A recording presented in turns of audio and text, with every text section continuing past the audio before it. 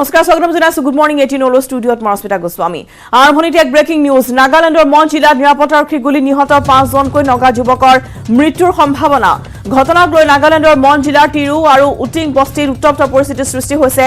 নগা যুৱকৰ ওপৰত নিৰাপত্তাৰক্ষী আতৰ্কিতে আক্ৰমণ কৰাৰ অভিযোগ উত্থাপন হৈছে প্ৰথম অৱস্থাত তিনি নগা যুৱকৰ ঠিতাতে মৃত্যু হৈছে এই ঘটনাৰ পিছতে এতিয়া পৰিস্থিতি যথেষ্ট উত্তপ্ত হৈ পৰিছে পৰিস্থিতি নিয়ন্ত্ৰণৰ বাবে নিৰাপত্তাৰক্ষীৰ পুনৰ গুলী চালনা নিৰাপত্তাৰক্ষীৰ গুলীত পুনৰ আন দুজনকৈ নগা যুৱকৰ হৈছে মৃত্যু উত্তেজিত নগা ৰাইজে অগ্নিসংযোগ কৰিছে নিৰাপত্তাৰক্ষীৰ বাহনত ঘটনাত এজন নিৰাপত্তাৰক্ষী নিহত হোৱাৰ সন্দেহ নগা লোকৰ আক্ৰমণত আহত হৈছে কেইবাজনো নিৰাপত্তাৰক্ষী হতাহতৰ সংখ্যা বৃদ্ধি হোৱাৰ আছে সম্ভাৱনা দৃশ্য আমি দেখুৱাইছো কেনেদৰে আচলতে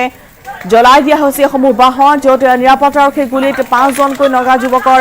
মৃত্যুৰ সম্ভাৱনা এতিয়া দেখিবলৈ পোৱা গৈছে নাগালেণ্ডৰ মন জিলাৰ তিৰু আৰু উটিং বস্তিত এই উত্তপ্ত পৰিস্থিতিৰ সৃষ্টি হৈছে নগা যুৱকৰ ওপৰত নিৰাপত্তাৰক্ষীয়ে যি আক্ৰমণ চলাইছিল তাৰ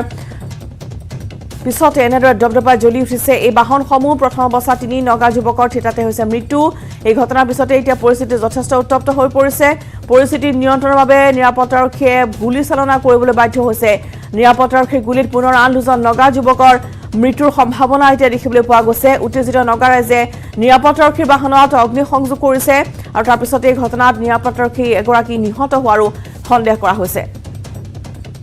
ফলাইনত আছে হানসেং আপোনাৰ পৰা অধিক জানিব বিচাৰিছে ঘটনা সন্দৰ্ভত যেহেতু 5 জনকৈ নগা লোকৰ মৃত্যুৰ সম্ভাৱনা এতিয়া দেখিবলৈ পোৱা গৈছে কি আছে শেহতীয়া খবৰ আসলে ক'ব লাগিব আসলে যোৱা নিশা যিটো ঘটনা সংঘটিত হৈছে নাগালেণ্ডৰ মন জিলাৰ তিৰু আৰু উটিং বস্তিৰ মাজত আসলে তিৰু অঞ্চলটো মই প্ৰথমতে ক'ব লাগিব যে এটা কয়লা খনিৰে আবৃত এটা অঞ্চল আৰু এই অঞ্চলটোতে নিৰাপত্তাৰক্ষীয়ে 3 জনকৈ যুৱকক গুলি মাৰি হত্যা কৰাৰ এক অভিযোগ উত্থাপিত হ'ল আৰু তাৰ পিছতেই যি জনসাধাৰণ আছিলে উক্ত অঞ্চলসমূহৰ গাঁওবিলাকত বসবাস কৰা নগা জনসাধাৰণে 3খনকৈ নিৰাপত্তাৰক্ষীৰ বাহন যি আছে বাহন অগ্নিসংযোগ কৰে আৰু এক হাহাকাৰ পৰিস্থিতিৰ সৃষ্টি হয় চাঞ্চল্যৰ পৰিস্থিতিৰ সৃষ্টি হয় তীব্ৰ উত্তেজনাই বিৰাজ কৰে উক্ত অঞ্চলটোত আৰু এই চেপা উত্তেজনা নিয়ন্ত্ৰণ কৰিবলৈ নিৰাপত্তাৰক্ষীয়ে পুনৰ গুলী চালনা কৰিবলগীয়া হয় য'ত আৰু দুগৰাকীকৈ নিৰীহ জনসাধাৰণ নগা জনসাধাৰণ মৃত্যু হোৱা খবৰ আমি লাভ কৰিছো আৰু অতি শেহতীয়াকৈ আমি জানিব পাৰিছো যে সৰ্বমুঠ 13 গৰাকী অসামৰিক লোকৰ নগা অসামৰিক লোকৰ তাত মৃত্যু ঘটিছে আৰু এগৰাকী নিৰাপত্তাৰক্ষীৰ মৃত্যু হোৱা বুলি জানিব পৰা গৈছে কিন্তু এই পৰ্যন্ত এই ঘটনাত বলি লৈ পিনি নগালেণ্ড আৰক্ষী হওক কিংবা নিৰাপত্তাৰক্ষী বাহিনীৰ অন্যান্য বিভাগসমূহে হওক তেওঁলোকে কোনো ধৰণৰ আচলতে অফিচিয়েল ষ্টেটমেণ্ট তেওঁলোকে আমাৰ আগত প্ৰকাশ কৰা নাই কিন্তু শেহতীয়াকৈ আমি গম পাইছো যে 13 জনকৈ অসামৰিক নগালোক তাত নিহত হৈছে আৰু ইয়াৰ বিপৰীতে এজন নিৰাপত্তাৰক্ষীও নিহত হোৱা বুলি গম পোৱা গৈছে সম্প্ৰতি উক্ত অঞ্চলটোৰ লগতে দাঁতি কাষৰীয়া চৰাইদেউ জিলাতো চেপা উত্তেজনাই বিৰাজ কৰি আছে আৰু এক হাহাকাৰ পৰিস্থিতিৰ সৃষ্টি হৈছে অস্মিতা হয় নিশ্চয়কৈ আৰু যেহেতু দেখিবলৈ পোৱা গৈছে এনে ধৰণৰ ঘটনা সংঘটিত হৈছে আৰু নগা যুৱকৰ ওপৰত নিৰাপত্তাৰক্ষীৰ যি গুলীবৰ্ষণ আপুনি ইতিমধ্যে জনাইছে যে চেপা উত্তেজনাই বিৰাজ কৰিছে হয়তো অধিক নিৰাপত্তাৰক্ষী এতিয়া মোতায়েন কৰিব লাগিব ঘটনাস্থলীসমূহত উক্ত অঞ্চলত এতিয়া ক'ব লাগিব যে নগালেণ্ড আৰক্ষীকে প্ৰমুখ কৰি নিৰাপত্তা বাহিনী ইতিমধ্যে মোতায়েন কৰা হৈছে যদিও শ নগালোক আচলতে তেওঁলোকৰ গাঁৱৰ পৰা ওলাই আহিছে আৰু তেওঁলোকে প্ৰতিবাদ সাব্যস্ত কৰিছে আৰু হিংসাত্মক হৈ পৰিছে কাৰণ এই প্ৰতিবাদ তেওঁলোকে জনোৱা মতে যে এই নিৰীহ লোক আছিলে এইসকল আচলতে এইসকল কোনো উগ্ৰপন্থী নহয় এইসকল কোনো আচলতে দুৰ্বৃত্ত নহয় কোনো ধৰণৰ আচলতে অপৰাধৰ লগত জড়িত লোক নহয় বুলি নগালোকসকলে বাৰম্বাৰ জানিবলৈ দিছে আৰু সেইবাবে আচলতে সমগ্ৰ পৰিস্থিতিটো এক উত্তপ্ত পৰিস্থিতি হৈ পৰিছে নিয়ন্ত্ৰণৰ বাহিৰলৈ গুচি গৈছে আৰু শেহতীয়াকৈ আচলতে যি নিৰাপত্তাৰক্ষীয়ে এই অভিযান চলাইছিলে এই অভিযানৰ কিমান সত্যতা আছে আৰু কেনে কিয় তেওঁলোকক গুলী কৰিবলগীয়া হ'লে সমূহ বিষয় লৈ পিনি এক চেপা উত্তেজনাই বিৰাজ কৰিছে সমগ্ৰ অঞ্চলটোত আৰু ইতিমধ্যে পৰিস্থিতি নিয়ন্ত্ৰণৰ বাবে যৎপৰোনাস্তি চেষ্টা অব্যাহত ৰাখিছে নিৰাপত্তাৰক্ষীয়ে হওক নগালেণ্ডৰ প্ৰশাসন আৰক্ষীয়ে হওক কিন্তু এই পৰ্যন্ত উক্ত অঞ্চলত তীব্ৰ চাঞ্চল্য উত্তেজনা বিৰাজ কৰি আছে অস্মিতা নিশ্চয়কৈ হানসেং আৰু এই পৰিস্থিতিৰ পিছতে এতিয়া আপুনি জনাইছে যে যথেষ্ট উত্তপ্ত হৈ পৰিছে পৰিস্থিতি অগ্নিসংযোগ কৰিছে এইসমূহ নিৰাপত্তাৰক্ষী বাহন আছিল আৰু স্থানীয় ৰাইজে অগ্নিসংযোগ কৰিছে হানসেং হয় এটা কথা ক'ব লাগিব উত্তেজিত জনতাৰ কোনো লোকে আচলতে অগ্নিসংযোগ কৰা বুলি আমি গম পাব পাৰিছো আৰু যিহেতু অঞ্চলটো দুৰ্গম অঞ্চল মই পূৰ্বতে কৈছো যে এই তিৰু অঞ্চলটো হৈছে কয়লা খনিৰে আবৃত এটা অঞ্চল আৰু এই অঞ্চলত আচলতে বহুতো শ্ৰমিক হওক বা অন্যান্য বাহিৰৰ পৰা যোৱা লোকো থাকে কাৰণ কয়লা খনিসমূহ আছে তাত বৃহৎ কয়লাৰ খনি আছে আৰু দাঁতি কাষৰীয়া গাঁওসমূহ আচলতে এই খনিসমূহতে তেওঁলোকে কৰ্ম সম্পাদন কৰি জীৱন জীৱিকা পাৰ কৰি আছে ঠিক এনে এটা অঞ্চলত আচলতে এই যেতিয়া জনসাধাৰণ নিয়ন্ত্ৰণৰ বাহিৰলৈ গুচি যায় বা এনেধৰণৰ পৰিস্থিতিৰ উদ্ভৱ হয় তাৰ পিছত কিন্তু আচলতে নিয়ন্ত্ৰণ কৰিবলৈ অতিকৈ জটিল হৈ পৰে আৰু এনে এক পৰিস্থিতি দেখা গ'ল যোৱাকালিৰ এনে এক পৰিস্থিতিৰ বাবে আচলতে এই ঘটনাসমূহ সংঘটিত হ'ল বুলি আমাক জানিবলৈ দিছে নিজক হানচাং ধন্যবাদ জনাইছো আপোনালৈ আৰু এনেদৰে এতিয়া নগা যুৱকৰ ওপৰত চলোৱা যি নিৰাপত্তাৰক্ষীৰ গুলীচালনা তাৰ পিছতে ইতিমধ্যে 5জনকৈ নগা যুৱকৰ মৃত্যু হোৱাৰ সন্দেহ কৰা হৈছে এগৰাকী নিৰাপত্তাৰক্ষীৰ মৃত্যু হোৱাৰ সন্দেহ কৰা হৈছে যদিও বা কোনো ধৰণৰ আনুষ্ঠানিক ঘোষণা এতিয়ালৈকে কৰা হোৱা নাই নাগালেণ্ড আৰক্ষীৰ তৰফৰ পৰা বা আৰক্ষীৰ তৰফৰ পৰা কোনো ধৰণৰ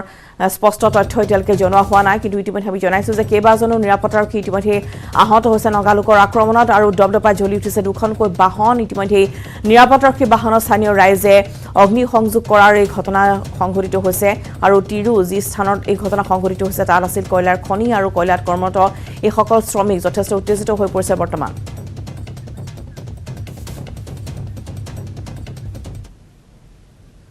পৰৱৰ্তী খবৰলৈ আগবাঢ়িছো নগাঁও দুৰ্ধৰ্ষ চোৰাং চিকাৰী গ্ৰেপ্তাৰ পিষ্টল সহ চোৰাং চিকাৰী গ্ৰেপ্তাৰ কৰিছে আৰক্ষীয়ে ধৃত চোৰাং চিকাৰীটো চাং গোস্বাং নাগাথে ধৃত যুৱকজনৰ ঘৰ হৈছে ডিমাপুৰৰ ছুপাৰ মাৰ্কেটত চোৰাং চিকাৰীটোৰ পৰা এটা পিষ্টল আৰু এখন স্কুটি জব্দ কৰা হৈছে নগাঁৱত পিষ্টল বিক্ৰী কৰিবলৈ অহা সময়ছোৱাত এই ঘটনা সংঘটিত হৈছে 1 লাখ টকাত বিক্ৰী কৰিবলৈ আনিছিল আমেৰিকান নিৰ্মিত .32 পিষ্টলটো উল্লেখযোগ্য যে ইয়াৰ পূৰ্বেও 2020 বৰ্ষত চাং গোস্বাং নাগাথেক পিষ্টল সহ আটক কৰিছিল ডিপু আৰক্ষীয়ে নগাঁও আৰক্ষীয়ে পিষ্টল সহ আটক কৰা চাং গোস্বাং নাগাথে গড় হত্যাৰ লগতো জড়িত থকা সন্দেহ কৰিছে বৰ্তমান আৰক্ষীয়ে অধিক তথ্যৰ বাবে চাং গোস্বাং নাগাথেৰ ওপৰত জেৰা অব্যাহত ৰাখিছে কালি একটা গম পালো কি একজন মানুহ আছে যে আৰু বহুতমান বস্তু পাইছো কিন্তু এটো আমি ভেৰিফাই কৰিব লাগে কিমান তাত জড়িত আছে কি ক্ৰাইমৰ লগত জড়িত আছে তো এনেকুৱা নগাঁৱত কোনো মানুহ আছে যে তাৰ লগত ডিল কৰিছিল একটা ভাল পিষ্টল 1 লাখ টাকা দাম কৈছিল এই পিষ্টলৰ কি হেতু .32 মেড ইন USA পিষ্টল হ'ব একদম ফ্যাক্টরি মেড হ'ব আৰু এটো আমি লৈ আহি আপোনাক ইয়াত বুজাই দেম তো বুঝাৰ কাৰণে কেতিয়া জানে কি এতিয়া বহুত চেকিং আছে হিসাব আছে তো গাড়ী তাহিলে চেকিং তো স্কুটি টু চুজ কৰিছে এটা নৰ্মালি স্কুটি তাহিব আহি লৈ ইয়াত দিব কিন্তু আমি কালি এটো খবৰ পোৱাৰ লগত আমাৰ ডিএসপি হেডকোয়াৰ্টাৰ ত্ৰিদীপ কুম্বাং সাহ আছে কালি দিয়া সেই কেছৰ পিছত লাগিছিলে আৰু নকা লগৱাত এই যে মানুহটো আছে সংগোস্ৱান নাগিথে তো সেই তাক ধৰা পৰিছে 35 বছৰীয়া মানুহ আছে সুপাৰ মাৰ্কেট ডিমাপুৰ তাৰ ঘৰ আছে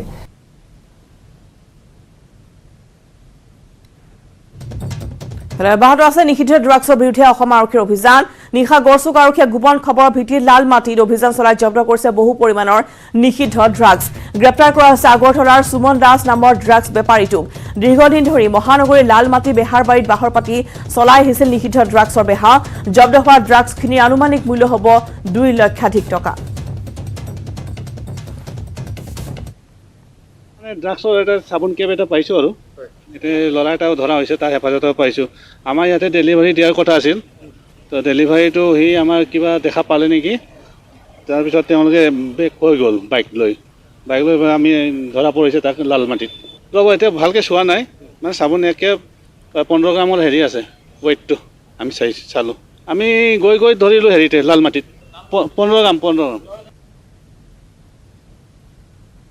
যোৰহাটত গণপ্ৰহাৰত প্ৰাণ যোৱা অনিমেষ ভূঞাৰ ডেৰগাঁৱৰ বাসগৃহত উপস্থিত হয় জনপ্ৰিয় শিল্পী জুবিন গাৰ্গ অনিমেষৰ বাসগৃহত উপস্থিত হৈ দুৰ্ভগীয়া পৰিয়ালটোলৈ সমবেদনা জ্ঞাপন কৰে শিল্পীগৰাকীয়ে শোকসন্তপ্ত পৰিয়ালটোক সাক্ষাৎ কৰি সহায়ৰ আশ্বাস দিয়াৰ লগতে অনিমেষৰ ভাতৃ সংস্থাপন দিবলৈ চৰকাৰক আহ্বান জনালে জুবিনে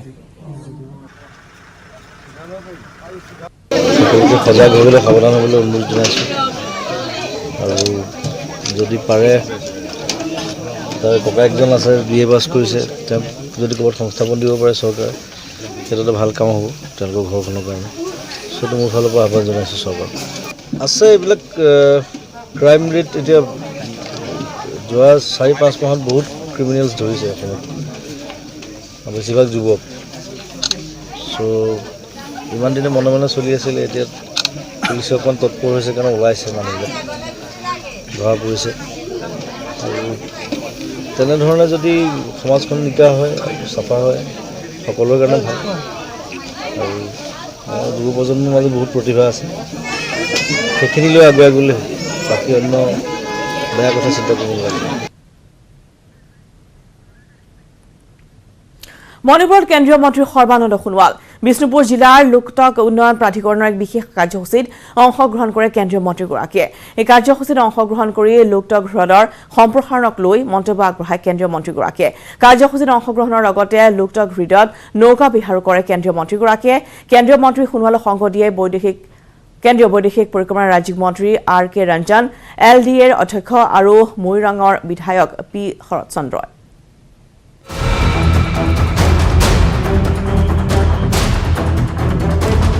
যোৰহাট কাণ্ডৰ আন এক অভিযুক্ত গ্ৰেপ্তাৰ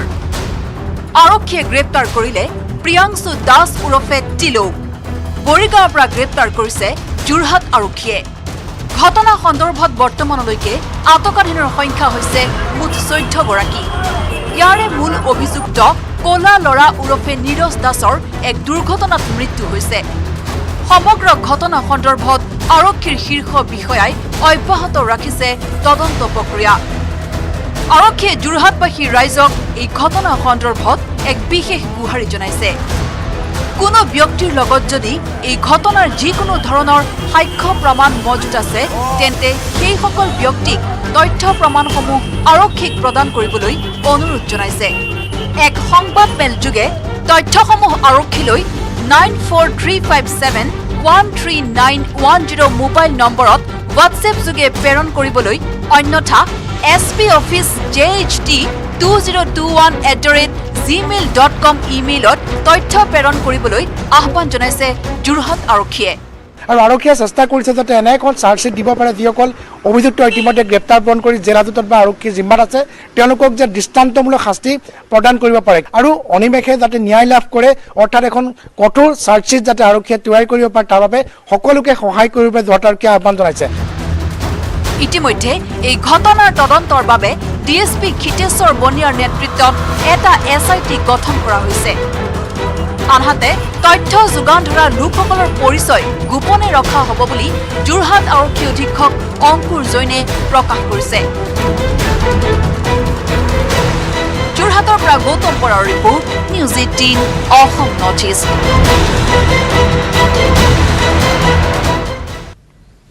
মণিপুৰত কেন্দ্ৰীয় মন্ত্ৰী সৰ্বানন্দ সোণোৱাল বিষ্ণুপুৰ জিলাৰ লোকটক উন্নয়ন প্ৰাধিকৰণৰ বিশেষ কাৰ্যসূচীত অংশগ্ৰহণ কৰে কেন্দ্ৰীয় মন্ত্ৰীগৰাকীয়ে এই কাৰ্যসূচীত অংশগ্ৰহণ কৰি হ্ৰদৰ সম্প্ৰসাৰণক লৈ মন্তব্য আগবঢ়ায় কেন্দ্ৰীয় মন্ত্ৰীগৰাকীয়ে কাৰ্যসূচীত অংশগ্ৰহণৰ লগতে হ্ৰদত নৌকা বিহাৰো কৰে মন্ত্ৰীগৰাকীয়ে কেন্দ্ৰীয় মন্ত্ৰী সোণোৱালক সংগ দিয়ে বৈদেশিক পৰিক্ৰমা ৰাজ্যিক মন্ত্ৰী আৰ কে ৰঞ্জন LDAৰ অধ্যক্ষ আৰু মৈৰাঙৰ বিধায়ক P Sarat Chandra We are committed for the promotion and development of Loktak Lake. Yes, sir. It is one of the most beautiful lake in Asia and it has got a lot of potentialities. Government of India, Government of Manipur, central government and state government will jointly promote and develop. And whatever proposal we receive from the state government regarding the infrastructure developing like tourist jetties, passenger jetties, whatever infrastructure required to develop the lake and to make this lake as one of the most tourist potential and tourist attraction center. 24 জানুৱাৰীৰ প্ৰথমবাৰলৈ প্ৰদান কৰা হ'ব ৰাজ্যৰ সৰ্বোচ্চ অসামৰিক বঁটা ইতিমধ্যে মুখ্যমন্ত্ৰী ডক্টৰ হিমন্ত বিশ্ব শৰ্মাই ঘোষণা কৰিছে ৰাজ্যৰ সৰ্বোচ্চ অসামৰিক বঁটা প্ৰাপকৰ নাম প্ৰতি বছৰে 2 ডিচেম্বৰত প্ৰদান কৰা হ'ব এই সৰ্বোচ্চ সন্মান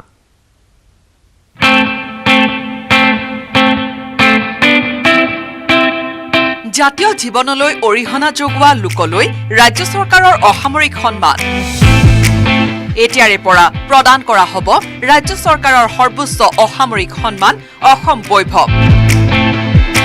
কেবিনেটত সিদ্ধান্ত গ্ৰহণৰ পিছতে মুখ্যমন্ত্ৰী ডক্টৰ হিমন্ত বিশ্ব শৰ্মাৰ আনুষ্ঠানিক ঘোষণা আগবঢ়োৱা হ'ব অসম সৌৰভ আৰু অসম গৌৰৱ বঁটা অসমবাসীক অকৃত্ৰিমভাৱে সহায় আগবঢ়াই থকাৰ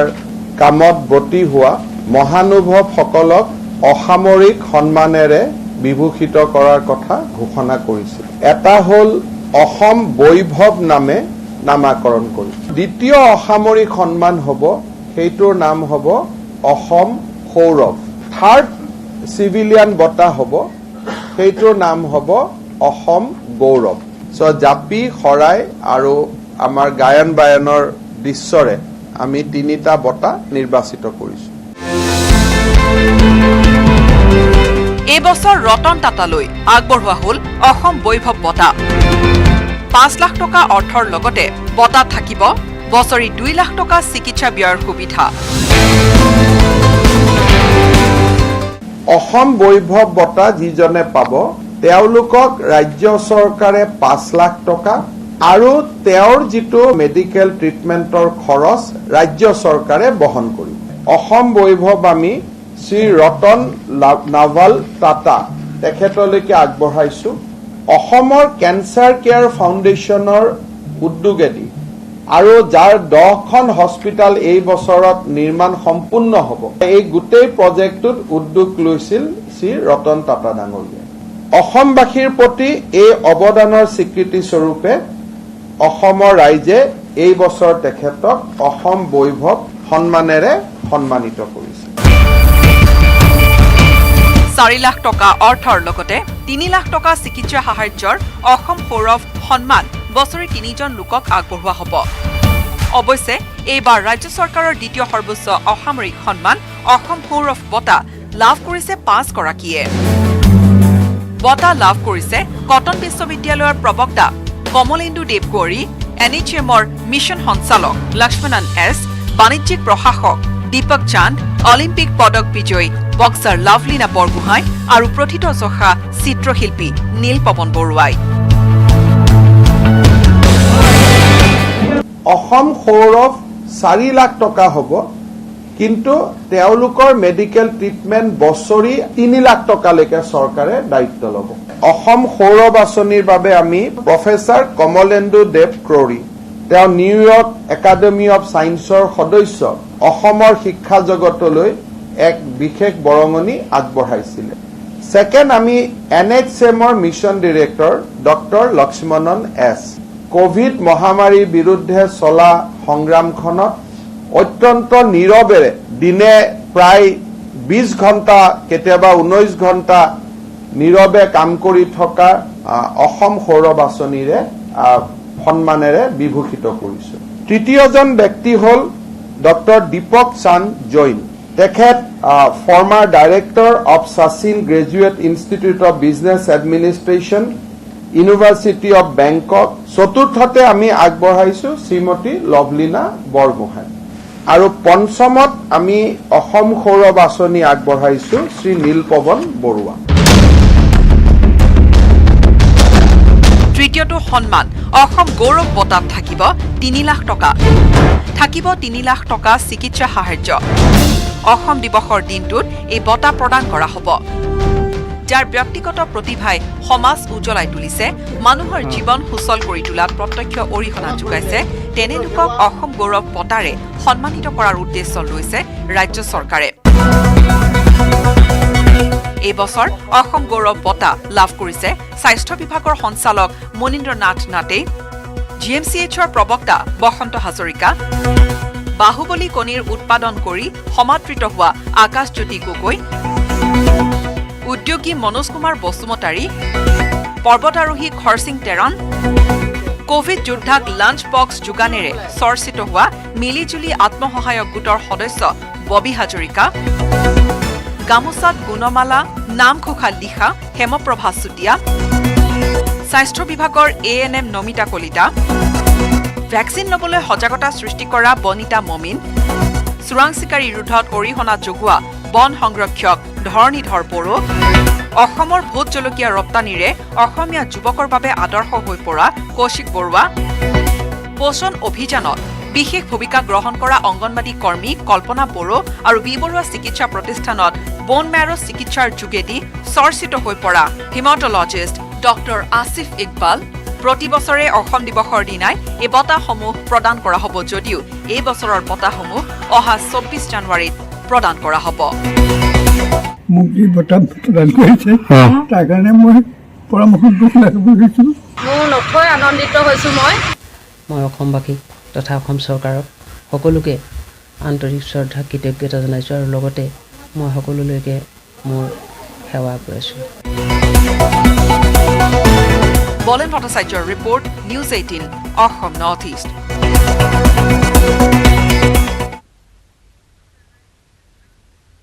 খবৰ আমি দিছাম গুড মৰ্ণিং 18 সময় হৈছে এটি বাণিজ্যিক বিৰতিৰ।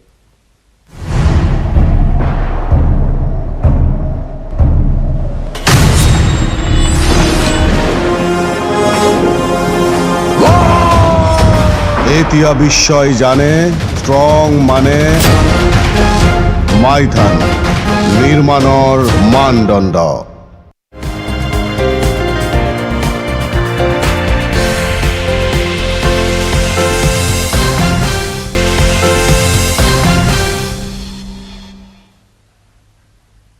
গুড মৰ্ণিং 18 তেজপুৰত দুদিনীয়াকৈ অনুষ্ঠিত হৈছে বিজেপি মহিলা মৰ্চাৰ প্ৰথমখন কাৰ্যনিৰ্বাহক। আজি কাৰ্যনিৰ্বাহক সভাৰ মূল অনুষ্ঠান দুপৰ নিশালৈ অনুষ্ঠিত হয় বিষয়ববীয়া সভা। বিজেপিৰ ৰাজ্যিক সভাপতি ভৱেশ কলিতাৰ লগতে সাংগঠনিক সম্পাদক ফণীন্দ্ৰ শৰ্মা তথা ৰাজ্যিক বিজেপিৰ প্ৰভাৰী তথা সম্পাদক পুলক গোহাঁইৰ লগতে সাংসদ পল্লৱ লোচন দাসো নিশা অনুষ্ঠিত ৰাজ্যিক বিষয়ববীয়া সভাত উপস্থিত আছিল। আজি দ্বিতীয় দিনৰ মূল কাৰ্যসূচীত অংশগ্ৰহণ কৰিব মুখ্যমন্ত্ৰী ডক্টৰ হিমন্ত বিশ্ব শৰ্মাই। কিন্তু কি বিষয়বস্তুৱে এইবাৰ প্ৰথমখন কাৰ্যনিৰ্বাহকত স্থান লাভ কৰিব, কেনেদৰে আগুৱাব মহিলা মৰ্চা, কেনে ৰণনীতি গ্ৰহণ কৰিব সংগঠনটোৱে, এই সমগ্ৰ বিষয়বস্তু তথা মহিলা মৰ্চাৰ পৰিকল্পনাৰ বিষয়ে সভানেত্ৰী আঙুলতা ডেকাৰে হোৱা আমাৰ সাংবাদিকৰ এক এক্সক্লুচিভ প্ৰতিবেদন। নিশ্চিতভাৱে তেজপুৰত যি বিজেপি মহিলা মৰ্চাৰ কাৰ্যনিৰ্বাহক অনুষ্ঠিত হৈছে আৰু প্ৰথম দিনা কাৰ্যসূচী ইতিমধ্যে সম্পন্ন হৈ গৈছে আৰু আজি দ্বিতীয় দিনা মূল কাৰ্যসূচী আছে। গতিকে মোৰ লগত যিহেতু মহিলা মৰ্চাৰ সভানেত্ৰী আঙুলতা ডেকা আছে, তেখেতৰ পৰা জানিব বিচাৰিম ইতিমধ্যে আপোনালোকৰ সাংগঠনিক সভা হৈ গৈছে, গতিকে আজি কি কি অনুষ্ঠান আছে মূলত? যিহেতু আমাৰ ৰাজ্যিক সভাপতি মহোদয় আহি আমাৰ এই কাৰ্যসূচী সম্পূৰ্ণ হ'ল বিষয়ববীয়া সভাৰ,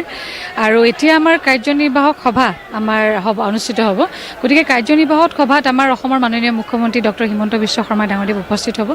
লগতে ভাৰতীয় জনতা পাৰ্টীৰ আমাৰ ৰাষ্ট্ৰীয় নেতৃবৰ্গৰ ফালৰ পৰা আমাৰ সাধাৰণ সম্পাদিকা তথা সাংসদ ইন্দুবালা গোস্বামী ডাঙৰীয়া উপস্থিত হ'ব, আৰু আমাৰ কেইবাগৰাকী ইয়াৰে আমাৰ নেতা উপস্থিত থাকিব, প্ৰতিনিধি উপস্থিত থাকিব। আৰু বিশেষতভাৱে আমাৰ সাংগঠনিক ভেটিটো শক্তিশালী কৰাৰ কাৰণে বা মহিলাসকলৰ মাজত সংগঠন শক্তিশালী কৰাৰ কাৰণে আৰু চৰকাৰৰ যিমান জনকল্যাণমূলক আঁচনি আছে, বিশেষভাৱে মহিলাসকলক সবলীকৰণ কৰাৰ ক্ষেত্ৰত লোৱা আঁচনিসমূহ আমি যাতে শক্তিশালী ৰূপত তৃণমূল পৰ্যায়লৈকে মহিলাসকলৰ মাজত লৈ যাব পাৰোঁ, সেই ক্ষেত্ৰত বিভিন্ন ধৰণৰ বিষয় আজি ইয়াতে উপস্থাপন হ'ব। আৰু নিশ্চিতভাৱে কেইটামান বিষয় এইবাৰ আমি ৰাখিব বিচাৰিছোঁ। বিশেষভাৱে আমাৰ নাৰী সমাজত বৰ্তমান যিবিলাক ঘটনা আমি দেখিবলৈ পাই আছোঁ, নিৰ্যাতন ক্ষেত্ৰত হওক বা ধৰ্ষণেই হওক বা হত্যাকাণ্ডই হওক, এই ধৰণৰ ঘটনাসমূহ বেছি হৈ থকাৰ কাৰণে আমি কিছুমান সজাগতা সভাৰ ওপৰত আমি দৃষ্টিগোচৰ কৰিব বিচাৰিছোঁ। কিছুমান বিষয় আমাৰ আলোচনা নহয়, কৰিব নোৱাৰে, খোলোচাকে নকৰে, সেইখিনিও এইবাৰ ভাবিছোঁ যে আমি জিলা মণ্ডল পঞ্চায়ত পৰ্যায়লৈকে আমি মহিলা মৰ্চাই সেইখিনি ৰাইজৰ মাজত কিছু লৈ যোৱাৰ কাৰণে প্ৰয়াস কৰিম। গতিকে এই ধৰণৰ বিষয়বিলাক এইবাৰ আমাৰ ৰাজ্যিক কাৰ্যনিৰ্বাহকত স্থান পাব। আৰু লগতে অসমৰ মাননীয় মুখ্যমন্ত্ৰী মহোদয় যিধৰণে আমাৰ মহিলাসকলৰ স্বাৱলম্বী হোৱাৰ ক্ষেত্ৰত বা আত্মবিশ্বাস বঢ়োৱাৰ ক্ষেত্ৰত যি ধৰণৰ পদক্ষেপসমূহ গ্ৰহণ কৰি আছে, সেই বিষয়েও আমাৰ ইয়াতে কিছু আলোচনা কৰা হ'ব। লগতে পোনপ্ৰথমবাৰৰ কাৰণে আমি কেবিনেটত দেখিবলৈ পাইছিলোঁ যে ধেমাজিৰ যিটো কাণ্ড হৈ গৈছিলে, গতিকে সেই কাণ্ডটো কেবিনেটত ফাৰ্ষ্ট ট্ৰেকত সোনকালে ন্যায় পাবৰ কাৰণে যি সিদ্ধান্ত লোৱা হৈছিলে, গতিকে এই ধৰণৰ ব্যৱস্থাবিলাক যাতে আৰু তীব্ৰতৰ হয়, যিহেতু প্ৰশাসন ব্যৱস্থাটো আৰক্ষী প্ৰশাসন ব্যৱস্থাটো খুব শক্তিশালী কৰা হৈছে বৰ্তমান, যে কিবা যদি হত্যাকাণ্ড হৈছে, ক'ৰবাত যদি ধৰ্ষণো হৈছে বা ক'ৰবাত যদি নিৰ্যাতনো চলিছে, আৰক্ষী প্ৰশাসন ইমান বেছি সষ্টম হৈছে যে তাৎক্ষণিকভাৱে অন্ততঃ পৰিয়ালবৰ্গই কিবা নহয় কিবা এটা আশ্বাস তেখেতসকলে পাইছে। গতিকে এই ধৰণৰ বিষয়বিলাক থাকিব। লগতে এই মই যি অলপ আগতে কৈছোঁ যে সজাগতা সভাসমূহ থাকিব। এই মুহূৰ্তত আপোনাক ধন্যবাদ জনাইছোঁ। আৰু এয়া আছিলে বিজেপি মহিলা মৰ্চাৰ ৰাজ্যিক সভানেত্ৰী আঙুলতা ডেকা, আৰু তেখেতে উল্লেখ কৰিছে তেওঁলোকৰ যি তেজপুৰত গুৰুত্বপূৰ্ণ কাৰ্যনিৰ্বাহক সভা অনুষ্ঠিত হৈছে, তাত কি কি বিষয়বস্তু স্থান পাব। উৎসৱৰ স্থলী নাগালেণ্ড। উত্তৰ পূৰ্বাঞ্চলৰ মনোমোহা ৰাজ্য নাগালেণ্ডত সম্প্ৰতি চলি আছে আকৰ্ষণীয় হৰ্ণবিল ফেষ্টিভেল। হৰ্ণবিল ফেষ্টিভেলত সমাহাৰ ঘটিছে দেশী বিদেশী পৰ্যটকৰ। নাগালেণ্ডক কোৱা হয় লেণ্ড অফ ফেষ্টিভেলছ। এই নাগালেণ্ডৰ ৰাজধানী কোহিমাৰ কিছামা ভিলেজত বৰ্তমান সময়ত চলি আছে অতি আকৰ্ষণীয় হৰ্ণবিল ফেষ্টিভেল। এই হৰ্ণবিল ফেষ্টিভেলক লৈ মই আৰম্ভ কৰিছোঁ এই বিশেষ প্ৰতিবেদন বিপুল বৰ্মনে। লেণ্ড অফ ফেষ্টিভেলছ, উৎসৱৰ স্থলী নাগালেণ্ড। নাগালেণ্ড বুলিলেই মনলৈ আহে আকৰ্ষণীয় হৰ্ণবিল ফেষ্টিভেল।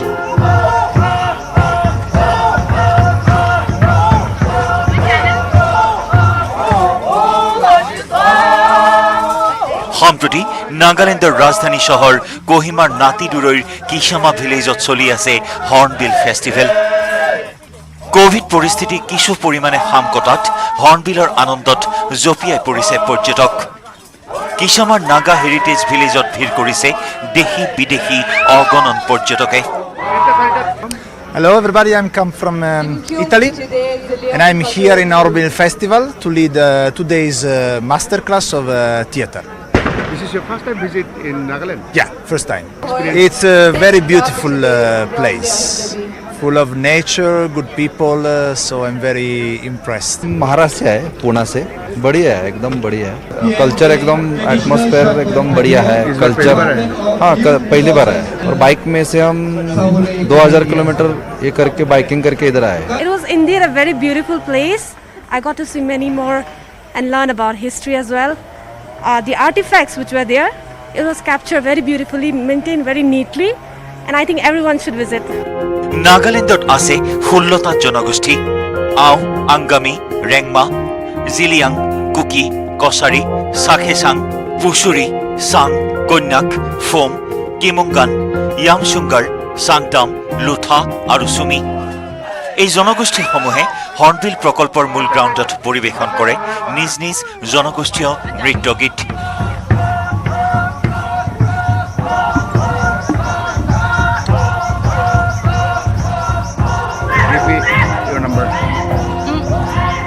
ইফালে এই হৰ্ণবিল ফেষ্টিভেললৈ দেশৰ বিভিন্ন প্ৰান্তৰ পৰা আহিছে বহু সংখ্যক বাইক ৰাইডাৰ্ছ। অসমৰ পৰাও বুলেট চলাই আহিছে বহু যুৱক যুৱতী। এতিয়া আহি আছোঁ যোৰহাটৰ পৰা আৰু গোটেইখিনি যোৰহাটে যাম। এতিয়া হৰ্ণবিল ফেষ্টিভেল চালোঁ, হৰ্ণবিল ফেষ্টিভেল চাম আৰু চাই পেলাই ওলাই যামগৈ আকৌ যোৰহাট আজি বেক। পৰহি আহিলোঁ আপোনাৰ হৰ্ণবিল ৰাইডাৰ্ছ মিটত। We all are from Shillong. Some are from Re-Ramp, Royal Enfield Riders of Shillong, and I'm from Sons of the Hills. You are from? Yeah, Sons of the Hills. They are from Riders Tribe, and Panar Bulls also are here from Meghalaya only. 1 ডিচেম্বৰৰ পৰা আৰম্ভ হোৱা এইবাৰৰ ২০তম hornbill festival 10 ডিচেম্বৰত সামৰণি পৰিব। Camera person Prabha সিঙৰ সহযোগত কোহিমাৰ পৰা বিপুল বৰ্মনৰ report, news 18 Assam north east.